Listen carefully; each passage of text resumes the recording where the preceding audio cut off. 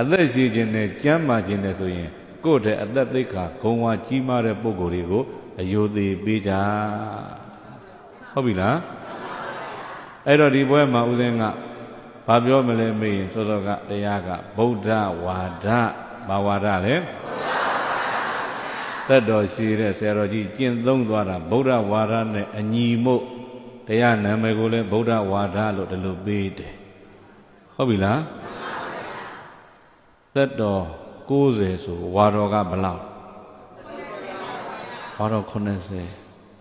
ဝါတော်90ဆိုတာ220ခုနှစ်သွဲသောသိက္ခာပုဂ္ဂိုလ်ကျင့်သုံးနာသည်ခဏိဟာသူတော်ကောင်းနေ90ပြည့်တဲ့နေ့ပဲနေ့ပေါင်းဘယ်20သူတော်ကောင်းတွေကျင့်သုံးတဲ့သီလဘယ်နှပါးတရက်မှာ5ပါး10ရက်မှာဘယ်လောက်တလမှာ150သူတော်ကောင်းတွေတလစာနဲ့ဆရာတော်တရက်နဲ့မတူဘူးဆရာတော်ကျင့်သုံးတာက220ခုနှစ်သွဲ220ခုနှစ်သွဲတောင်ကျင့်သုံးလိုက်တာကပြည့်တယ်နှစ်ပေါင်း80ဆိုတော့ကိုယ်သီလနဲ့ရှင်ကြည့်ဘလောက်များနေပြီလဲအဲ့ဒါတွေသူတော်ကောင်းတွေကြည်ညိုဖို့ကောင်းတာထေရဝါဒဆိုတာအဲ့ဒါပြောတာထေကြီးလေးလေးဝါကရင့်လေးလေးအဲ့ဒီဝါကကြည်ညိုစရာကောင်းလေးလေးပဲခဏခေတ်လူတွေ၅ပါးသီလတော်ပြိဿတည်တည်ချာချာကြီးပုံမြဲလားတည်တည်ချာချာစိတ်ရင်မိကြိုမောင်းပြက်ကလာဦးမှာဟုတ်တယ်မို့လားမိကြိုမောင်းပြက်ကလာတာပဲအောက်တည်ဆုံးတော့ကိုယ်ကြိုက်တဲ့ခြင်းလေးတော့မလုပ်ချင်တော့ရိုက်တယ်ရိုက်လိုက်တော့ဘာပြောတော့တချို့ကအမလီတတ္တဝါလူချွတ်မှကျွတ်တာကိုကသူတော်ကောင်းလို့လေတခါပြည့်တဲ့ကြမ်းမြင်လေးပေါ့ခဏမေးကနေအိအောက်ကစစ်နဲ့ထိုးလို့ဘာတုံးလို့ကြည့်တော့ကြဘိုးဖြစ်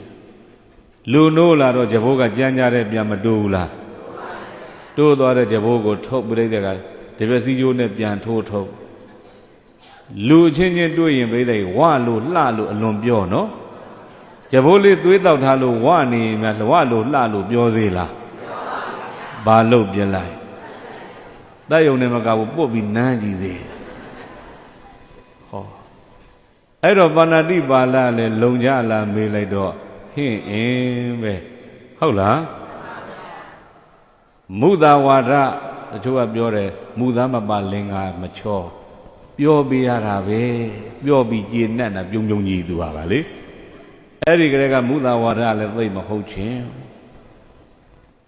သူရာမေရယပြိတဲ့သေရဲ့ဆိုလဲကြည်လိုက်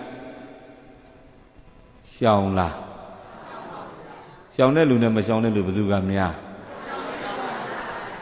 လူကိုမပြောပါနဲ့ပွဲကိုကြည့်ပေါ့ဦးဇင်းတို့ဗမာတွေအလှဆိုလဲဓာပါမမင်္ဂလာဆောင်ဆိုလဲဓာပါမဗမာနှစ်သက်ကူတကူဆိုတော့လဲဓာနဲ့တရုတ်နှစ်သက်ကူလဲလှုပ်လိုက်ခြင်းစီကူနဲ့ဘာဆိုင်အင်္ဂလိပ်နှစ်သက်ကူခရစ်စမတ်ဆိုလဲဓာနဲ့အစဉ်ပြေတဲ့လူကလည်းအမလီပျော်ပွဲအောင်ပွဲခံအစဉ်မပြေတဲ့ကောင်ကလည်းစိတ်ညစ်တာစိတ်ညစ်လို့စောင်းဝဲအောင်တော့လဲပြိတဲ့ဓာနဲ့စောင်းဝဲကြတော့လဲဓာနဲ့စောင်းကကြတော့အေးဒဏ်ခံနိုင်အောင်ຫນွေကကြတော့အပူဒဏ်ခံနိုင်အောင်အကြောင်းမျိုးလှည့်ပြပြီးတောက်နေကြတာနဲ့ဟုတ်လားအဲ့တော့ပြိတဲ့သီလကိုပြောတာနော်၅ပါးသီလပြိတဲ့ကိုယ်သီလနဲ့ရှင်လိုက်ရင်ဆရာတော်ကြီးရဲ့220ခုနှစ်သွဲထိမ့်သွားတာနှစ်ပေါင်း80ဆိုတာဒါတွေမှန်းပြီးတော့ဥချရင်သူတော်ကောင်းတွေကုသိုလ်တွေအများကြီးရပြီပေါ့ဟုတ်ပြီလားအေးအဲ့ဒါကြောင့်ပြိဿခဏဆရာတော်ကြီးရဲ့သီလကုံသမာဓိကုံပညာကုံတွေအာယုံပြုပြီးတော့ဦးဇင်းတို့တွေဟောခွင့်ရတော့လဲဝမ်းသာပါတယ်ကြည်နူးပါတယ်သူတော်ကောင်းတွေလည်းပဲဦးဇင်းတို့ထပ်တူပဲသက်တော်90ဆိုတာတဲ့220ခုနှစ်သွဲသောသိက္ခာပုဂ္ဂိုလ်နှစ်ပေါင်း80ထိန်းနာဟေးဆိုတာကြီးကိုအာယုံပြုကြည်ညိုကြပါဗျာ